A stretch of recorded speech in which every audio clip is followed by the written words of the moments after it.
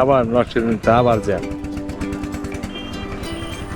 নরসিংদী জেলা আসলে ছোট শহর হইলো গাড়ি ঘোড়া সব মিলে যানজট অটো রিক্সা এটা ওইটা মিলাইয়া মানে খুব বিজি একটা শহর।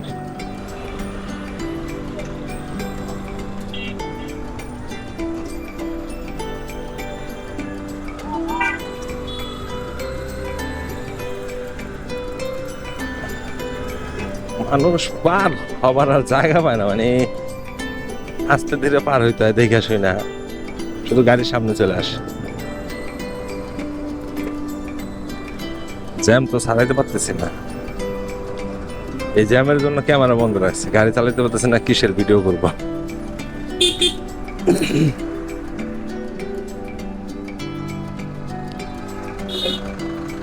এই রোডটা বিশেষ করে জ্যাম করার একটাই কারণ, সেটা হলো ভৈরব, সিলেট, কিশোরগঞ্জ, ব্রাহ্মণবাড়িয়া এই সমস্ত জেলার গাড়িগুলো এই রোড দিয়ে চলে, সেই জন্য।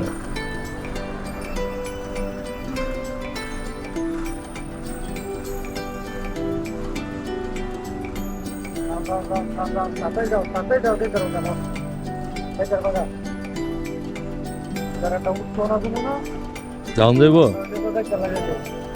তাই নি?